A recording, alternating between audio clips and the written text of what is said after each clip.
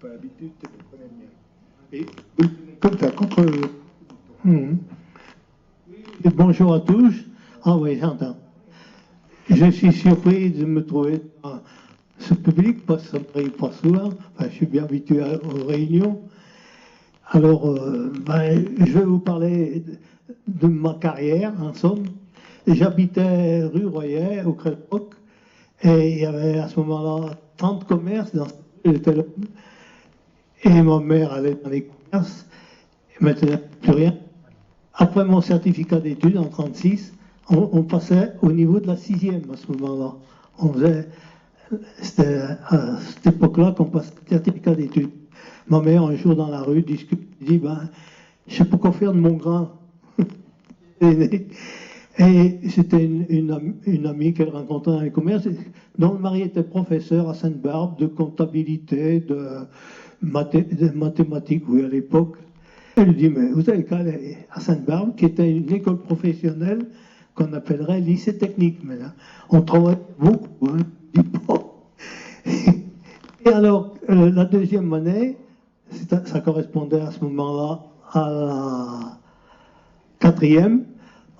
On allait visiter des usines, une imprimerie, on a été aux aciéries, imprimerie, tissage, puis on a eu une conférence par un membre de l'école d'Alès sur la mine, pour aller à l'école d'Alès, bien sûr. Alors, ce métier, on faisait un rapport, et pendant un an, j'allais le matin à l'école, l'après-midi à la mine. On ne descendait pas souvent à la mine, mais j'y allais quand même quelques fois pendant les vacances. Et entre autres, j'étais descendu au Puy de la Loire où il y a eu une catastrophe en 7 octobre 1939. Et j'ai commencé peu après dans le même chantier à la même heure. Puis j'ai continué après. J'ai été au Montmartre.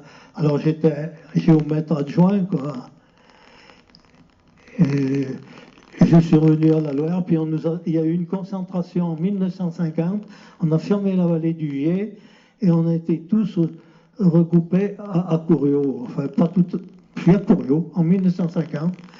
C'est-à-dire qu'il y avait 4 chefs géomètres aux mines de la Loire, Montmartre, Couriot, la Loire et Villars. On en a fait quand même. C'était une vraie, une vraie concentration. Ah, on ne fait pas les postes. Après, j'ai resté à Couriot une vingtaine d'années, puis j'ai fini à Mont-Rambert en 1974. J'ai fait 2 ans, parce qu'à ce moment-là, on réduisait. J'avais 35 ans de front et 50 ans. On m'a donné une retraite proportionnelle à mon temps. Puis j'ai travaillé 10 ans après au pont et chaussée, mais c'était mieux du maîtrise, de la comptabilité pour payer les chantiers. Au revoir tout dit. Monsieur Théric. Oui, mesdames, messieurs, bonjour. Donc, je suis de formation géologue, mais en fait, j'ai pratiquement toujours travaillé dans les mines. J'ai commencé dans les mines d'uranium du Niger comme géologue, fond. Et puis ensuite, j'ai travaillé en Lorraine pendant 25 ans dans les chantiers du fond. J'ai eu la chance de faire à peu près tous les différents, de connaître toutes les méthodes. Donc creusement de galerie, dans la roche, dans le charbon, couche verticale, couche horizontale, voilà.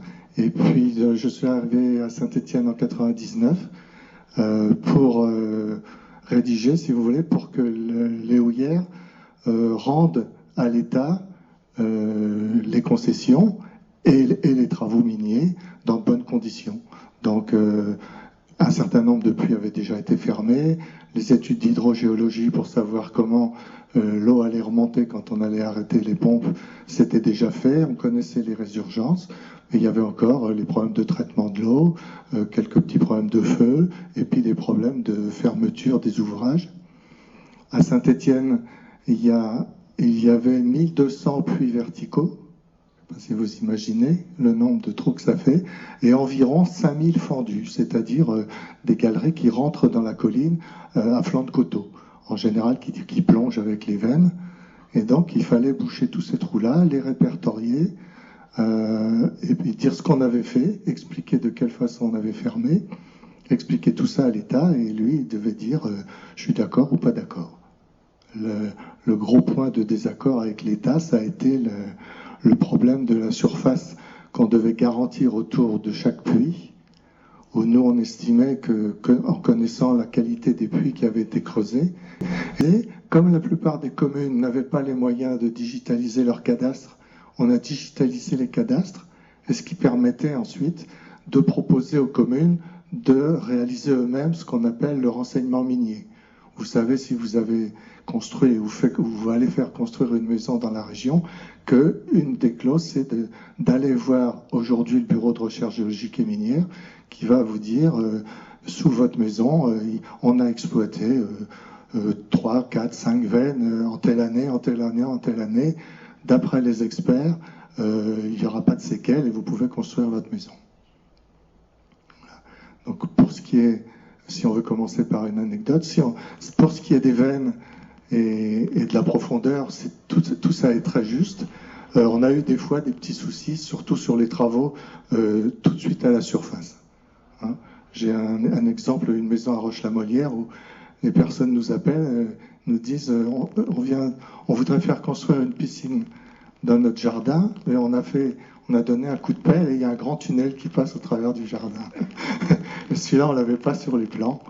Bon, on a fermé comme on fait normalement. Donc, c'est-à-dire que, en fait, sur chaque tunnel ou chose comme ça, on met environ une dizaine de mètres de remblayage. Donc, on fait 2 murs.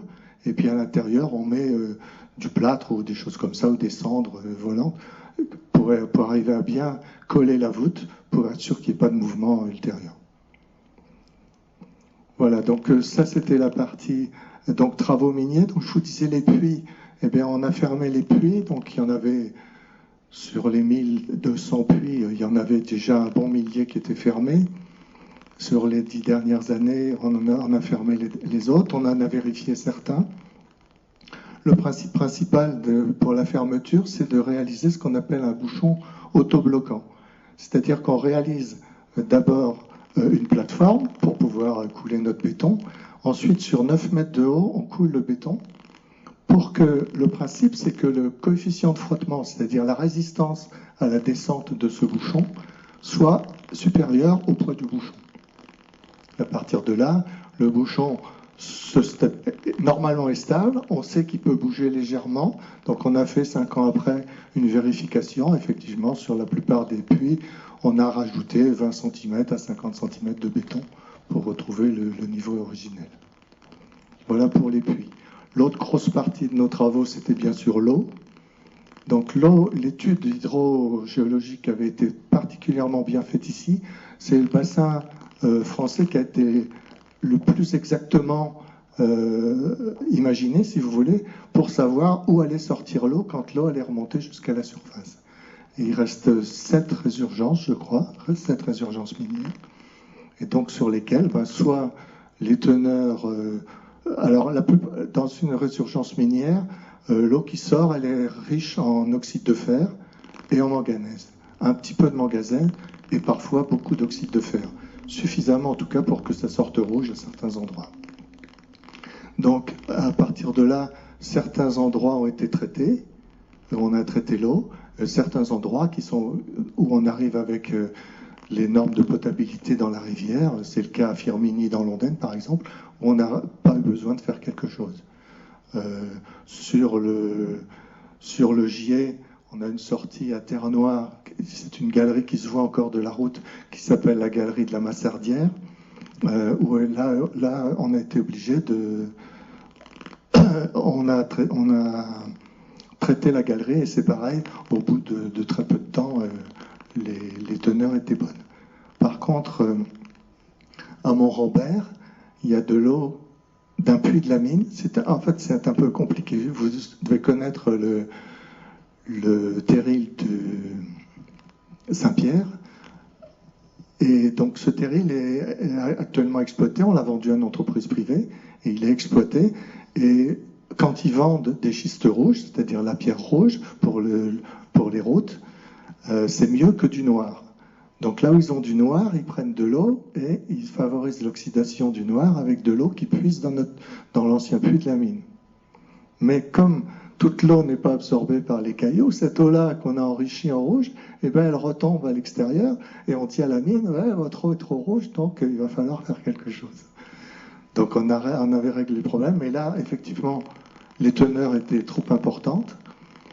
On a donc essayé une première fois de faire descendre cette eau dans le puits du Marais, qui est le joli puits avec une toiture qui est sur un rond-point au Chambon-Feugerolles. Et normalement, ce puits-là, il avait été remblayé avec des galets de 600 mm de diamètre pour justement servir de piézomètre, c'est-à-dire pour pouvoir mesurer la remontée des eaux par ce puits. On a sûrement mal contrôlé les travaux, parce que quand on a voulu remettre cette eau rouge à l'intérieur, on n'a pas réussi, elle dégorgeait par le haut du puits, elle ne descendait pas jusqu'en bas. Ce qui nous aurait intéressé, parce que le volume minier qui va du puits du Marais jusqu'au fond de Firminy suffisait pour que les dépôts de fer se fassent sur place et qu'en dernier lieu, l'eau qui sort n'aurait pas été conforme aux normes. Donc ça n'a pas marché. Et donc, on a été obligé de réinstaller une station de traitement. C'est pas une station électrique, c'est une station passive, c'est-à-dire qu'on fait un premier terrain avec des roches poreuses, et puis ensuite on fait des bassins avec des plantes dont les racines absorbent un petit peu la ferraille, et on arrive à sortir de l'eau propre à la sortie. Propre et même parfois très propre. Pour reprendre un autre exemple de très propre, on a une mine qui sort à quelques kilomètres des sources de la Dordogne, à Messey. Et là, la rivière est classée en première catégorie pour la truite. Et donc, grâce à ces bassins, une eau qui sort à 5 mg de ferraille à la sortie de la mine, au bout des 3 bassins, elle sort à 0 pour que la rivière soit toujours classée en numéro 1. Donc ça, c'est le problème de l'eau. Enfin, vu rapidement, c'est pour initier les questions. Et ensuite, un dernier problème qu'on n'imagine pas forcément, c'est les feux. Alors, il se trouve que le charbon, c'est une roche qui peut s'allumer toute seule. Hein. C'est-à-dire que si vous arrivez à combiner... Il faut un certain charbon, une certaine qualité de charbon, et il faut des conditions d'oxygène assez restreinte. Il faut un petit courant d'oxygène, pas assez pour refroidir, mais assez pour favoriser la réaction. Et quand vous êtes dans ces conditions, le charbon s'allume tout seul. Donc c'est arrivé dans les mines, ça arrive souvent, enfin ça m'est en particulier moi arrivé souvent en exploitation quand j'étais en Lorraine, et ça arrive aussi dans des mines où on est obligé de s'en aller parce qu'on n'a pas les moyens pour éteindre. Et c'est le cas à Montaut. Vous avez des veines qui font 45 degrés de pendage, donc qui sont inclinées comme ça. Et si vous passez sur la route qui va des Terrils jusqu'au Golfe, vous pourrez remarquer sur le côté comment s'appelle le quartier au-dessus L'air Non, sur le Côte-Chaude. Et bien sur ce côté-là, vous verrez jamais la neige. Si vous passez un jour où il a neigé, vous verrez que de la vapeur d'eau qui sort parce que vous avez toujours la chaleur qui sort par ces chantiers-là. C'est pour ça, Eric, ça s'appelle Côte-Chaude? Certainement, oui. Et pour aller un peu plus dans le détail, donc, on savait à peu près, d'après nos plans, on avait des idées sur la méthode d'exploitation qui était des piliers et puis beaucoup de vides. Et comme je voulais vérifier la profondeur des vides, et puis j'avais commandé des sondeurs, et j'avais fait faire des sondages là où on voit souvent des caravanes de gens du voyage sur cette partie-là qui est inconstructible. Et donc, et puis j'avais dit, on s'arrêtera à 50 mètres. D'après mes plans, ça me dira si c'est encore vide ou pas. Et puis, ça ira. Et puis, je sais pas, ils sont pas souvenus ou ils ont voulu travailler le dimanche. En tout cas, le dimanche après-midi, ils me téléphonent, ils me disent, Monsieur Voirin, on est embêté, ça sort à fond la caisse, il y a de la vapeur d'eau à 100 degrés qui sort de là. Donc, c'était un petit peu compliqué pour trouver une centrale à béton qui soit disponible le dimanche après-midi, mais enfin, on a quand même réussi. Et on a rebouché tout de suite le trou, mais ça nous prouvait bien que le feu est toujours là. Et donc ce feu, il s'étend sur ces couches et il s'arrête au niveau du puits de la Loire, un peu plus bas, vous voyez, dans Montaut, parce que c'est la nappe phréatique qui vient bloquer le feu. Et cette eau-là, elle est à 27-28 degrés. Bon, il n'y a pas de débit, sinon on aurait fait un chauffage urbain avec, mais il n'y a pas le débit. Voilà, donc le problème de feu. Bon, après, il y a les problèmes de feu liés aux terrils. Bon, les terrils sont inconstructibles, hein, les 2 terrils de Michon. Au début que j'étais là, le nouveau conservateur de la mine était venu me voir en me disant « Monsieur Vara, j'aimerais bien faire un hôtel panoramique tournant en haut des terrils. » J'ai dit « Oui, mais si vous faites un trou d'1 mètre, c'est encore 300 degrés, donc ça va être délicat. » Et on avait toujours un souci, quand on a végétalisé le terril, on avait toujours le souci que des enfants aillent par là et tombent dans un trou qui s'était fait tout seul. Si ça a brûlé un peu, ça peut faire une croûte. Si la croûte est partie, vous avez un trou. Si vous avez un trou d'1 mètre, vous avez des teneurs en CO2 au fond du trou qui vous font tomber dans les pommes immédiatement. Donc voilà, donc le problème des feux. Et après, je pense que c'était le principal de notre travail. Après avoir bien fait les historiques et tout le reste, mais les problèmes techniques, c'était ça. Bien, ben la parole va être dans la salle. Qui veut poser la première question, madame? Je vais poser une question un peu peut-être néophyte, mais s'il se passe un mouvement de terrain, il y a un risque, est-ce que c'est bien protégé? Vous avez dit la fermeture des puits. Voilà, c'est surtout s'il y a des mouvements de terrain, des choses comme ça, quoi. Alors, dans les mines, il y a effectivement des mouvements de terrain. En particulier, en fonction de 2 méthodes d'exploitation. Au moment où vous exploitez une mine, vous avez 2 solutions. Soit vous creusez des galeries et vous laissez suffisamment de minerai qui va soutenir vos galeries. C'est ce qu'on appelle les chambres et piliers, c'est-à-dire que vous faites une galerie et à côté vous laissez un cube. Vous faites une galerie de 6 mètres, vous laissez un cube de 18 mètres, vous refaites une galerie de 6 mètres. Et le cube est censé tenir les terrains ad vitam aeternam. Sauf que c'est la méthode d'exploitation des mines de fer en Lorraine.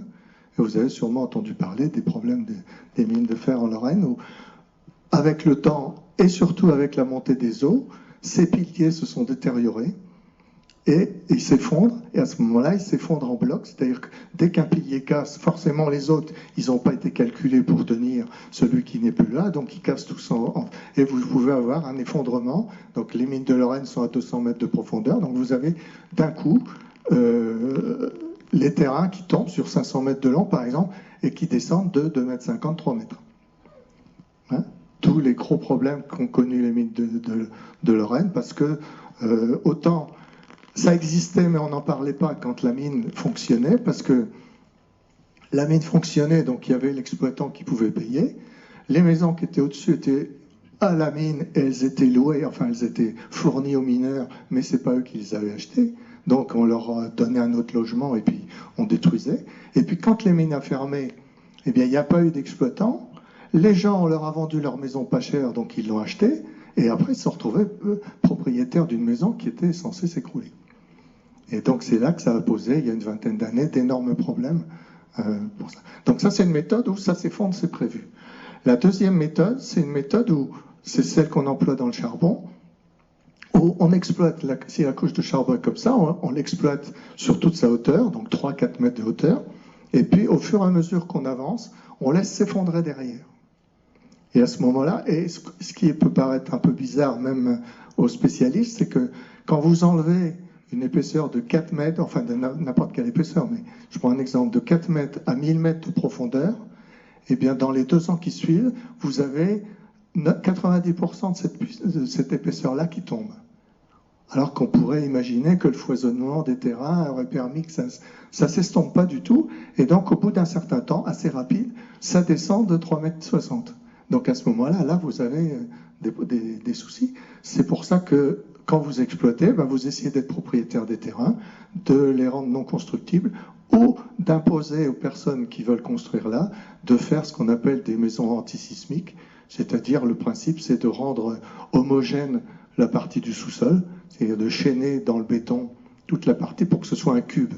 Et si, alors on rentre un peu dans le détail, si par exemple c'est la table, la couche de charbon que vous exploitez, quand vous êtes au milieu, vous descendez de 3,60 m et votre maison ne bouge pas.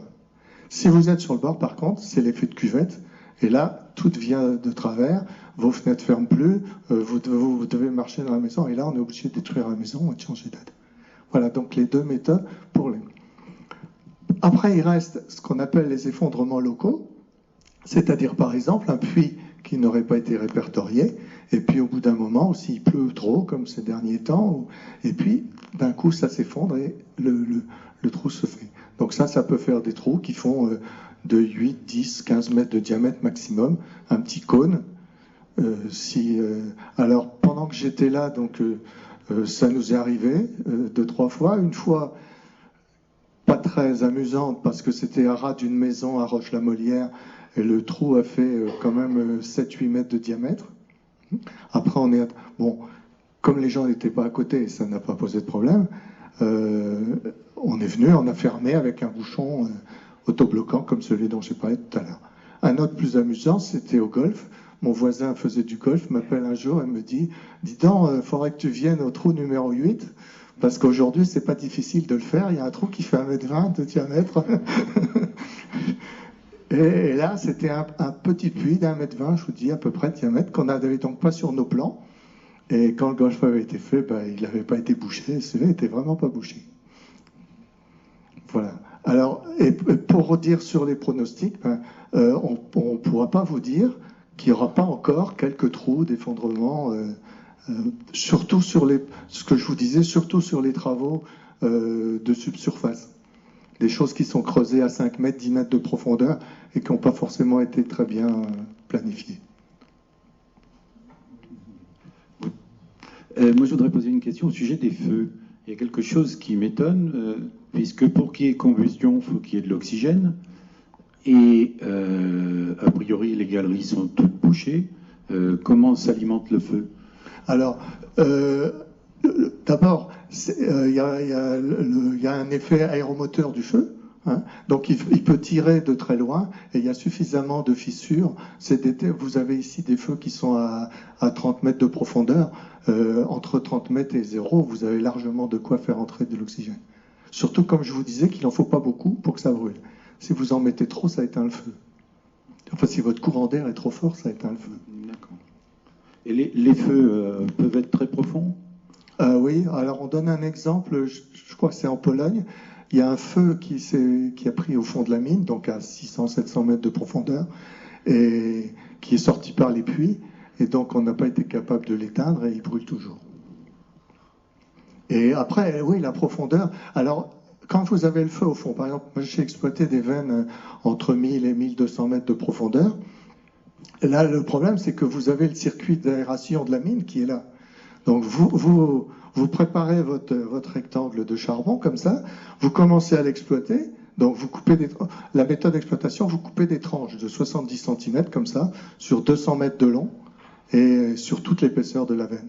Et au fur et à mesure, vous avancez, et comme je vous disais, ça s'écroule derrière. Et quand ça s'écroule, il peut rester du charbon. Souvent, d'ailleurs, on est obligé d'en laisser un peu au-dessus pour que ça ne nous tombe pas sur la tête. Et donc, ce charbon-là, il a le courant d'air qui sert à faire vivre la taille, avec le personnel, avec les machines et tout ça. Et puis, vous en avez une petite partie, mais des fois un tiers. Il y a 60 mètres cubes par seconde à peu près qui passent dans le chantier. Et vous en avez des fois jusqu'à un tiers qui passe à l'arrière. Et donc, si le charbon a envie de s'allumer, il s'allume. Et puis, comme c'est dans les zones effondrées, c'est à 80 mètres à l'arrière, vous ne pouvez pas y aller pour aller l'éteindre. Donc, les méthodes qui ont été mises au point sur les 20-25 dernières années, c'est d'étancher la sortie et d'envoyer de l'azote à la place de l'oxygène. Mais malheureusement, quand vous avez des débits de 1500 mètres cubes, 2000 mètres cubes heure d'azote, ça augmente fortement la facture à la fin du mois. Moi, je voudrais, comme tu parles du feu, je voudrais poser une question à M. Méribel, parce qu'on a tous entendu parler du grisou. Vous qui avez vécu une très très grande période dans la mine, est-ce que vous avez des événements à nous raconter ou à nous dire sur ces problèmes liés au grisou dans la mine en exploitation? Pour à l'école, je descendais au Puy de la Loire quelquefois, l'après-midi pour mesurer des avancements. Ce n'étaient pas des grosses mesures importantes, mais c'était entre des galeries parallèles. Alors, c'est moi qui descendais avec son adjoint, et entre les deux postes, j'ai connu le Puy de la Loire, et puis quand j'allais recommencer, la guerre venait de se déclarer, et j'allais encore au bureau, et il y a eu la catastrophe le 7 octobre. Alors j'ai assisté à quelques discussions, comment ça s'est passé. À mon avis, c'est un problème électrique, parce qu'il y avait l'électricien qui travaillait entre postes, parce qu'entre postes, on était tranquille, on pouvait s'entendre, même parce qu'il y avait beaucoup de poussière et tout. Il était en train de travailler sur un coffret. On a supposé aussi un souffleur qui aérait une galerie et qui pouvait provoquer une étincelle, un arc électrique d'électricité statique. Mais c'est probablement le travail sur le coffret électrique. À propos justement de ce qu'a dit monsieur sur les affaissements, depuis quand j'ai commencé, 39 jusqu'en 47, après je ne l'ai plus fait, je faisais le nivellement du quartier de Montaut. Et on travaillait à ce moment-là sous la place Carnot. Il y avait les houillères qui s'étaient arrêtées au niveau du furin, et on les a touchées, je les ai vues. On était à 500 mètres de profondeur, et on exploitait deux tranches de 2,50 m, 5 mètres. Tous les trimestres, on faisait le nivellement, on partait de l'hôtel de ville ou de la préfecture, qui ne bougeait pas, parce qu'il n'y avait pas de travaux dessous. L'affaissement que j'ai connu, c'est presque 2 mètres. Entre autres, il y avait la pharmacie Alain qui existe toujours, de la place Carnot, et puis la voûte du Furan qui s'était effondrée. Je pense que la place Carnot a dû s'affaisser au total, parce qu'il y a eu des travaux avant que je commence, que je mesure, pas loin de 3 mètres. Mais l'angle, la pharmacie, elle avait beaucoup souffert, et la voûte. Mais petit à petit, ça se tasse. Et une fois, j'ai trouvé rue Bory, en 3 mois, 14 cm d'affaissement. Alors, comme disait le géologue, monsieur, là, c'est sur les bords que c'est embêtant, que c'est dangereux. Et Place Carnot, c'était pas un bord, on était au milieu, mais il y avait une faille et ça avait glissé le long. C'est pour ça que ça avait fait des dégâts. Et on a construit après, dans la région de la rue Bory, des tours. Ça ne bouge plus maintenant. Au bout de 2 ans, ça sort. Enfin, ça dépend aussi, comme vous avez dit, de la profondeur. Hein. Voilà. L'église du Soleil est descendue de 18 mètres au total pendant toute l'exploitation. 18 mètres. On a pu le mesurer avec des cartes postales anciennes. Oui, si vous voulez, monsieur a posé à peu près la même question que j'avais. Ouais. Le feu, l'alimentation d'air par les failles suffisent. Il n'y a pas d'autres. C'est vraiment des flammes qu'il y a. Il n'y a pas des réactions biochimiques, organiques qui dégagent la chaleur en même temps. Alors, il n'y a peut-être pas de flamme, hein. Il peut y avoir du charbon. C'est une combustion sans flamme alors. Alors, ça dépend de quoi on parle. Si on parle du feu à Montaut, je pense qu'il n'y a pas de flamme. Je pense que ça reste chaud. Et c'est une combustion comme dans une cuisinière à bois quand ça démarre et quand ça se termine. Hein, vous avez des braises, c'est tout. Mais dans une taille en exploitation comme j'ai eu, il y a du feu, quoi. Hein. On voit le feu. Sur la catastrophe à Merlebach, il y a eu une catastrophe en 1976. Mes collègues qui ont fermé les derniers murs en plâtre, ils m'ont dit que le feu était 20 mètres devant eux au moment où ils fermaient définitivement le chantier. Et ça peut durer des années. Et ça, à Merlebach, donc c'était en 1976. Et j'ai été chargé de réouvrir donc dans une partie qui n'avait pas été exploitée. Alors c'était une veine verticale, hein, donc ça faisait un rectangle comme ça. Dans les veines verticales, on se met en bas, et après, on prend des tranches de 5 mètres de hauteur, on découpe le charbon sur 5 mètres de hauteur, on remplit de sable, et après on monte au-dessus, et ainsi de suite, on monte comme ça, il faut 8 à 10 ans pour faire 200 mètres de remontée. Donc c'était des chantiers qu'on démarrait, ils étaient à 20 mètres de hauteur à peu près, Et donc, il restait beaucoup à exploiter, et donc ça tracassait un peu les directeurs en disant, on va peut-être pas abandonner tout ça définitivement. Donc, dans les années 94, donc quand même 20 ans après, j'ai redécoupé, donc mon service, on a redécoupé un rectangle plus petit à l'intérieur, hein, de celui qui avait brûlé, puisqu'il restait tout le charbon. Et 10 ans, enfin, même 10 ans, mais même 20 ans après, là où on a bouché, ça sent encore le brûlé. J'apprends quelque chose d'extraordinaire. Merci. Je ne sais pas si vous le savez, mais j'aimerais personnellement savoir combien il y avait de mineurs à peu près encore en activité au moment où les mines ont fermé sur Saint-Étienne. Et comment s'est passée la fermeture et la reconversion justement des gens. Voilà. Oui, donc, disons qu'à la fin, il restait très peu de mineurs, effectivement. Il restait à peu près autour de 200 personnes qui étaient encore utilisées au fond, hein, dans les chantiers. Donc ces gens-là ont été, pour une partie, mutés dans d'autres mines, hein, qui continuent à être en exploitation, une partie reconvertie, une bonne partie en retraite anticipée, si on peut dire, doublement anticipée, et une autre partie reclassée dans des services administratifs, du style d'ailleurs le service de remise en état des sites, des choses comme ça. Hein. Et c'était tout à fait à la fin, parce qu'il faut dire que dans la Loire, les dernières embauches devaient remonter aux années 65, 68, vous voyez. Donc quand on a fermé en 1983 le fonds, il ne restait pas beaucoup de jeunes encore actifs. Hein, et toute une politique de reconversion qui avait été menée en amont. Voilà. Donc il n'y a pas eu de licenciement, tout le monde a été reclassé. C'était le privilège d'être une entreprise d'État qui est nationalisée, qui a quand même bien traité son personnel, hein, avec des dispositifs sociaux ou de reconversion ou de départ anticipé. Voilà, donc il faut savoir qu'au plus fort de la mine, ici, donc il y a eu 25 000 mineurs dans la Loire. Hein, les pics de personnel correspondaient aux pics de production, toujours après les guerres, c'est-à-dire après la guerre de 14-18, et même pendant la guerre de 14-18, et puis là, en 46-48, là, quand il a fallu faire la bataille du charbon pour la production à tout prix. Donc là, on a eu des pics jusqu'à 25 000 personnes en emploi direct. Pas tous au fond, hein, il y en avait en surface aussi. Hein. Bon, ça montre aussi le poids que ça pouvait avoir sur le bassin industriel. Hein. On se rend compte aujourd'hui, s'il y avait une entreprise de 25 000 personnes, ça ferait peut-être du bien, quoi.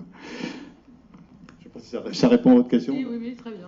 Oui, pour compléter un petit peu. Je peux continuer, excuse. Toujours sur le plan humain, parce que ça m'intéresse aussi beaucoup. Mon grand-père était mineur de fond, il est mort à 32 ans de silicose. Je voudrais savoir quels progrès ont été faits justement dans tout le XXe siècle concernant ces maladies qui étaient des maladies quasiment obligatoires, hein, pratiquement. Alors, sur la silicose, il y a deux sortes de progrès. D'abord, il y a eu une fermeture prématurée des chantiers les plus petits. Dans le Nord-Pas-de-Calais, par exemple, les veines faisaient en général entre 90 cm et 1,20 m. Donc vous imaginez bien que quand vous faites passer un courant d'air là-dedans, la poussière, vous en prenez beaucoup. Donc il y a 50% du personnel des houillères du Nord-Pas-de-Calais qui étaient silicosés. Dans les chantiers, les derniers chantiers qu'on a eu en Lorraine ou à Gardanne, les chantiers font 3,60 m, 4 m de haut. Vous avez un débit, donc on a augmenté les débits d'air.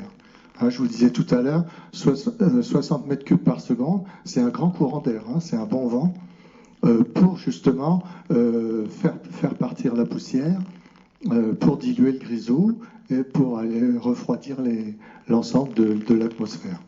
Ensuite, on a fait des progrès sur le dépoussiérage. C'est-à-dire que les machines qu'on a mises en place, on a mis au fur et à mesure des arrosages de plus en plus importants. Sur la machine qui découpe ici mon rectangle de 200 mètres, c'est une machine qui a donc deux tambours de 2,40 m de diamètre.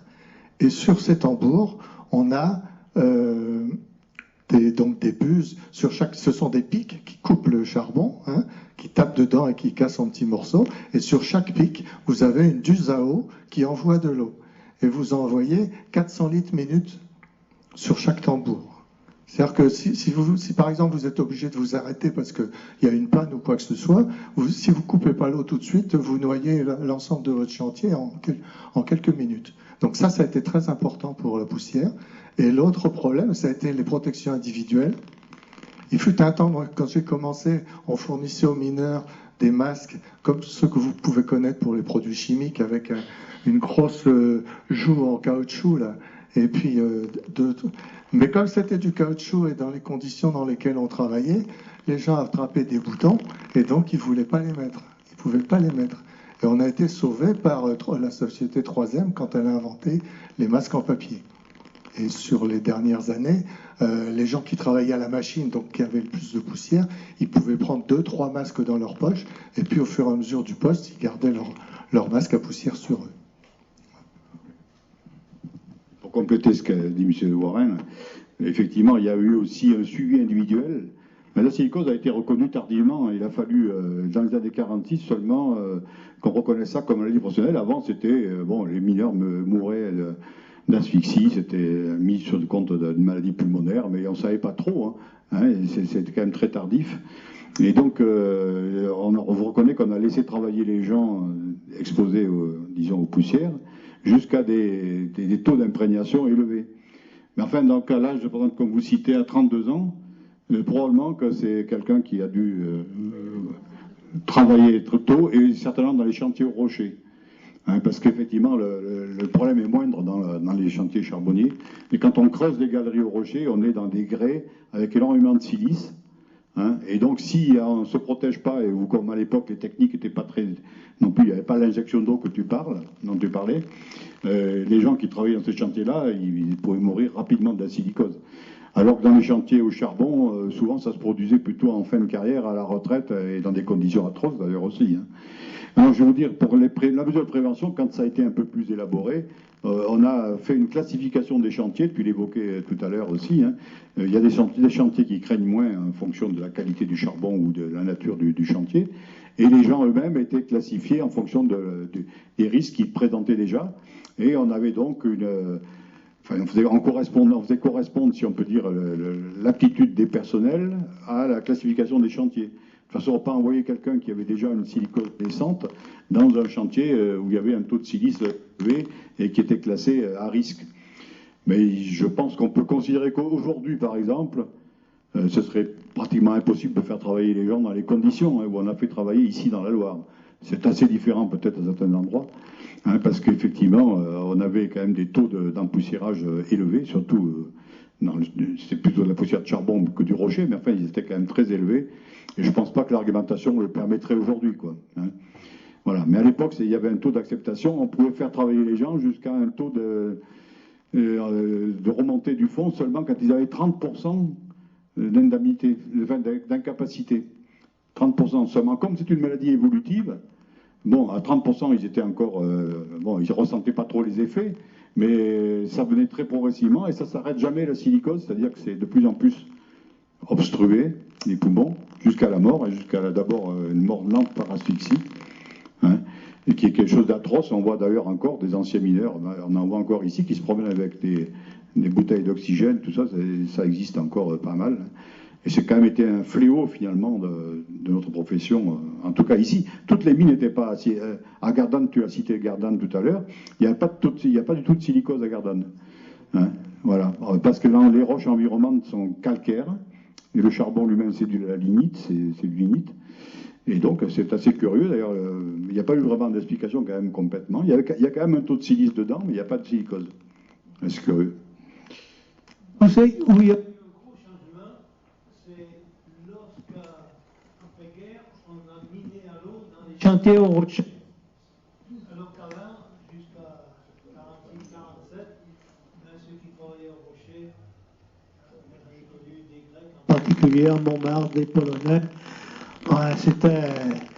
Ils mouraient. Oui, donc pour les non-spécialistes, donc il y a deux façons de forer des trous pour mettre la dynamite dedans. Donc si vous forez à l'air, vous avez comme une hélice et puis vous faites ressortir, mais ça fait de la poussière. Et donc, plus tard, donc dans ces années-là, on a mis au point les fleurets à eau, où à ce moment-là, vous injectez de l'eau, et quand ça sort comme une petite boue. Alors c'est possible dans la pierre, c'est pas possible dans le charbon. Dans le charbon, c'est toujours foré à l'air, parce que sinon ça fait de la colle, de la pâte, et puis vous n'arrivez pas à forer. Et un autre point qui a aussi amélioré les conditions au sujet de la silicose, c'est que au départ, quand on forait comme ça au marteau-piqueur, enfin au marteau-perforateur, on était tout près du trou. Tandis qu'après, on a utilisé ce qu'on appelle des jumbo de foration, c'est des machines automotrices avec 2 bras, 3 bras. Si vous voyez un tunnel aujourd'hui, on fait des 5 bras, des 7 bras, 9 bras.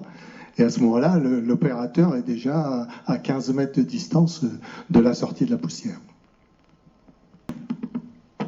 Oui, je vais faire un petit complément sur la combustion du charbon. Il se trouve que j'ai travaillé sur le sujet à l'école des mines, en particulier sur le terril de la Ricamarie. Alors, pour répondre un petit peu à vos questions aussi, alors ce qui peut se passer, c'est que l'oxydation de la pyrite, s'il y en a, est très exothermique et peut contribuer à faire un échauffement local qui pourrait faire démarrer la combustion du charbon. Je ne dis pas que c'est général, mais ça peut arriver. Voilà. Ça arrive souvent. Voilà. Combustion de la pyrite. La pyrite, c'est un sulfure de fer qui s'oxyde à l'air. Et voilà. Donc c'était un premier point. Deuxième point, il peut y avoir un petit peu d'oxygène dissous dans l'eau. Et l'infiltration de l'eau amène de l'oxygène sur le site de la combustion. Et d'ailleurs, dans le terril de la Ricamarie, les exploitants arrosent le terril pour pouvoir activer la combustion en profondeur. Alors, dans le terril de la Ricamarie, la combustion est un plus, ça valorise le matériau parce que la combustion va faire chauffer les grès et les schistes, on les appelle schistes, bon, les grès, les argilites du houiller, et les recuire pour en fabriquer des matériaux qui peuvent ressembler à des pouzzolanes de roches volcaniques. Parce que la température peut monter beaucoup, ça fait une sorte de métamorphisme au sens des géologues, et vous avez donc des matériaux qui ont des meilleures propriétés mécaniques et pour l'exploitation du terril. Voilà. Et il faut savoir que dans certains endroits du terril, la température monte tellement que ça peut faire fondre la roche. Et vous fabriquez des magmas à l'intérieur du terril. Donc j'ai étudié ces magmas. C'est plus de 1000 degrés. C'est plus de 1000 degrés, tout à fait. C'est plus de 1000 degrés. Il y a des bouts de chêne, par exemple. Enfin, on a fait des études sur les transformations du fer dans ces conditions-là, qui nous ont donné un peu des thermomètres. On a vu qu'on était monté à plus de 1200 degrés. Mais donc, voilà, vous avez donc des magmas qui peuvent se former dans les terrils. Et pour compléter le tableau, eh bien, ces magmas, en se solidifiant, peuvent même donner des orgues, comme les orgues que l'on trouve en Haute-Loire, les orgues basaltiques. C'est complètement extraordinaire. Et donc, je travaille en ce moment un petit peu sur ces sujets-là. Mais il faut savoir que dans le monde, ce thème de la combustion du charbon, au sens large, intéresse maintenant les géologues, pas mal de géologues, des minéralogistes, etc. Alors, j'avais aussi une question pour M. Voirin. Oui, vous avez dit que maintenant, c'est le BRGM que l'on pouvait interroger pour connaître les plans des galeries, des anciennes galeries. Il n'y a plus rien à Saint-Étienne comme plan. Alors, les plans d'origine ont été remis aux archives départementales. Hein, donc, aux archives départementales, vous avez les anciens plans. Et sinon, sur le reste, les plans digitalisés, ils ont été légués au BRGM. Mais la personne qui fait le renseignement minier encore actuellement, c'est quelqu'un qui travaillait avec nous et qui a été muté au BRGM. Quand je vous demande tout à l'heure s'il restait des anciens mineurs qui travaillent encore, il en reste en fait 70 encore qui sont au BRGM, pour toute la France. Et dans des spécialités qui ont du mal à être évoluées, si vous voulez. Un jeune qui sort de l'école aujourd'hui mais qui n'a pas été au fond, ça va être beaucoup plus difficile pour lui d'imaginer la solution d'un problème qui va surgir. À propos des galeries anciennes et des exploitations anciennes, certaines exploitations sont très très anciennes. donc remontent parfois au XVIe siècle, XVIIe siècle. C'était de petites exploitations, certes, mais est-ce qu'on a les photographies de tout ça? Parce que, par exemple, à la Taloudière, il y a encore quelques années, on voyait encore un petit carré avec un petit mur en plein milieu d'un champ, et c'était un ancien puits de mie, qui était un puits particulier de quelqu'un qui était un exploitant, comme ça se faisait au XVIIe siècle.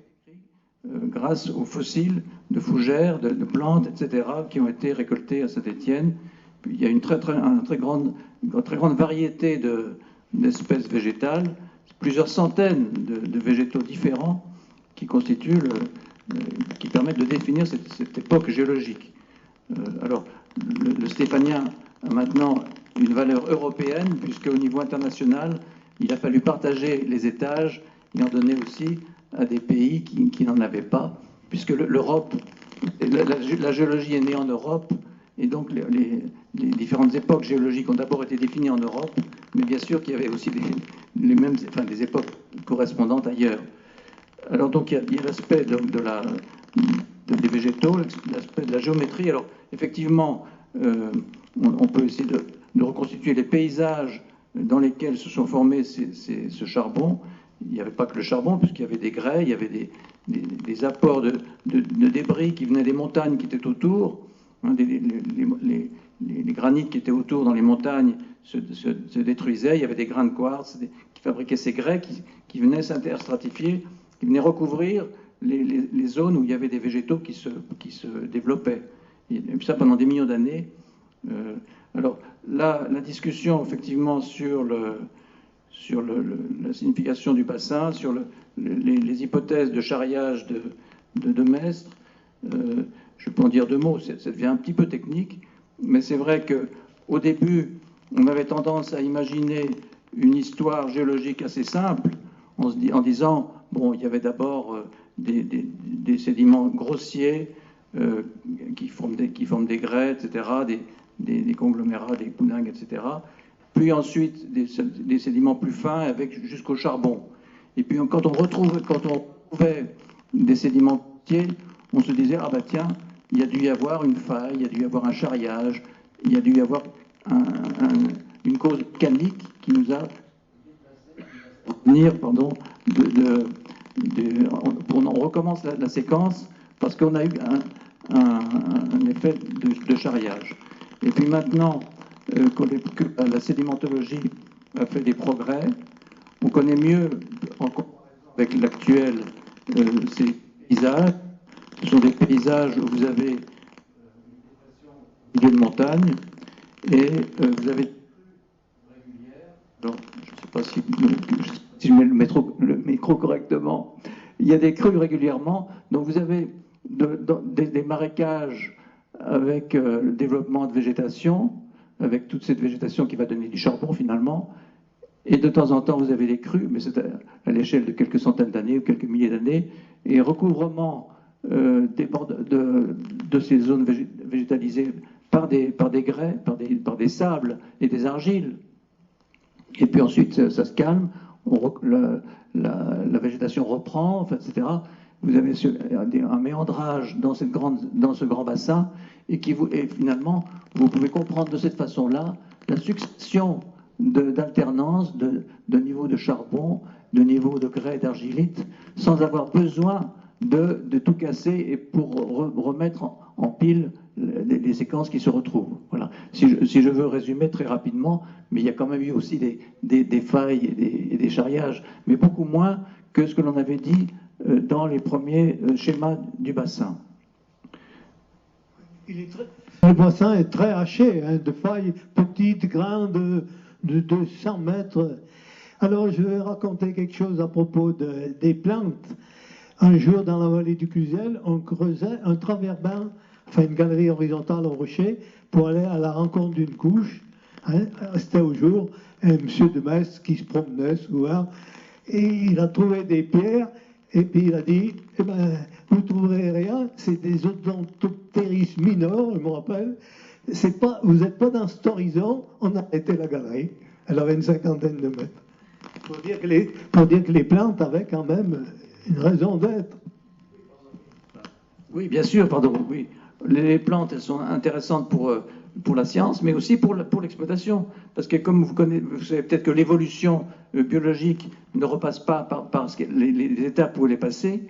Donc vous avez des changements au cours du temps des végétaux. Et donc tel végétal va être caractérisé d'une certaine époque. Et on fait des subdivisions, évidemment, dans le stéphanien, en disant telle plante plutôt dans la base du stéphanien, telle autre dans la partie supérieure du stéphanien. Ça permet de suivre des niveaux dans le bassin et de pouvoir corréler des zones les unes avec les autres, d'imaginer des failles, etc., etc. Et ça guide l'exploitation. Oui. On avait classé les couches de la chazote comme des couches profondes par rapport à Saint-Étienne. Et puis avec la flore, on s'est aperçu que c'était des couches supérieures. C'était posées dans un genre de lac. Je vais dire autre chose. Tu veux rajouter quelque chose, Eric? Je vous propose qu'on quitte un tract avec la... Bon, alors vous avez la parole de nouveau.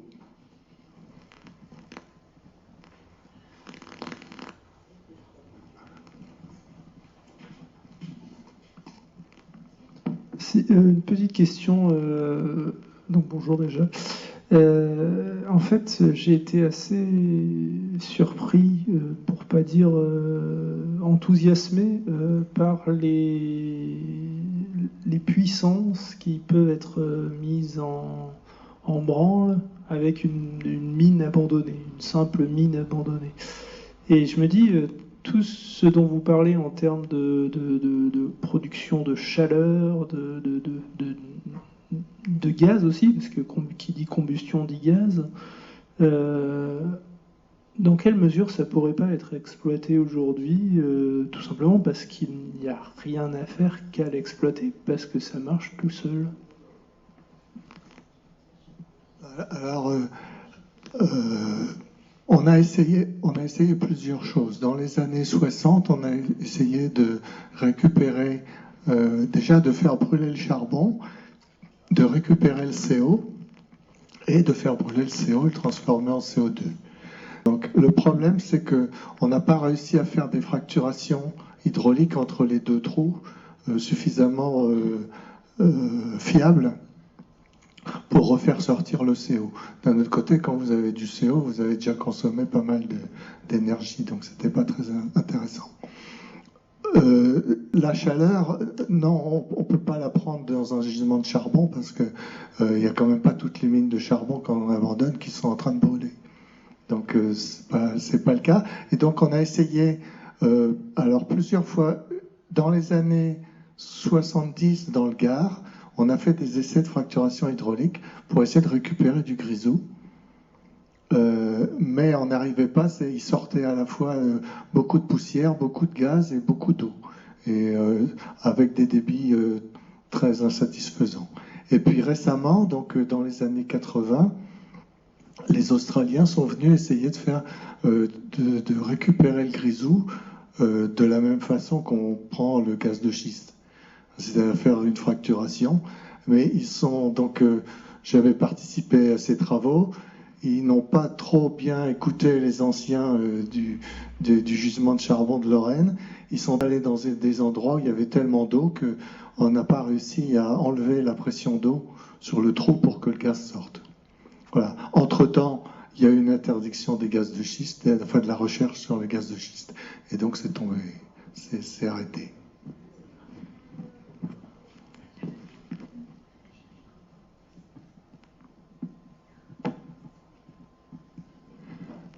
La nucléosynthèse vous a séché.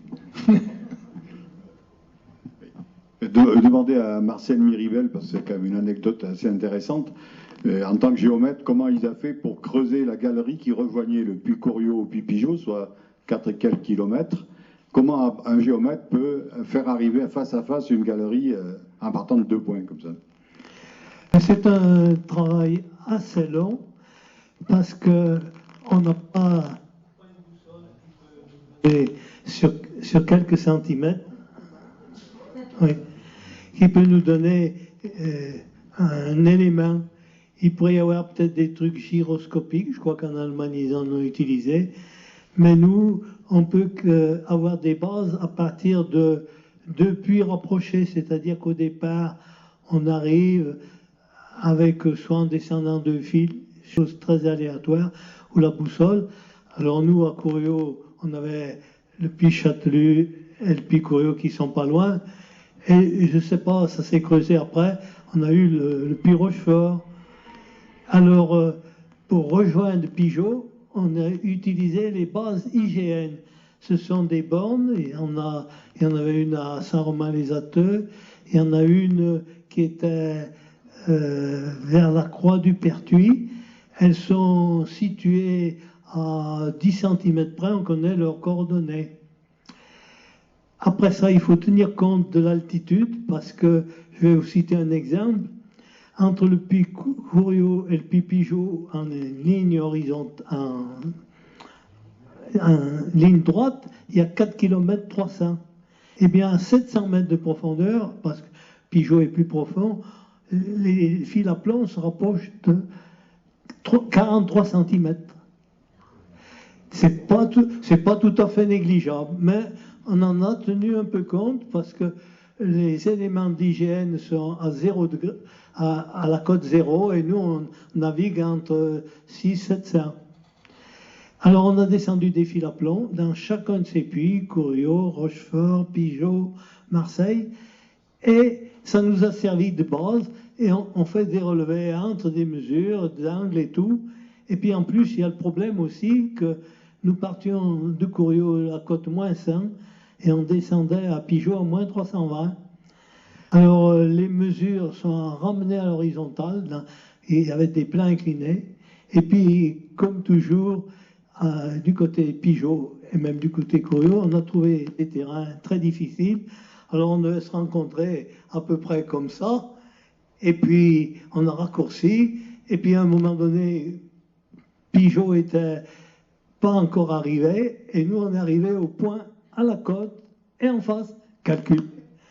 On est parti en face, et en 6 mois, on a fait 57 mètres. C'était des terrains, c'était de la farine, ça s'écrasait, ça soufflait. Et on a percé. La veille, quand j'ai pensé qu'il restait plus que 4 mètres, j'ai fait descendre un burin dans le charbon. C'était facile, c'était pas un marteau, c'était un marteau perforateur. Au bout de 4 mètres, on a trouvé les autres en face. Puis je suis pas retourné, mais du côté de Pigeot, ils m'ont dit qu'il y avait 25 cm d'écart en direction et 12 cm en hauteur. On a pu avoir une galerie qui faisait au départ 4 mètres. En face, en ligne droite, on a pu installer une toile transporteuse. Voilà.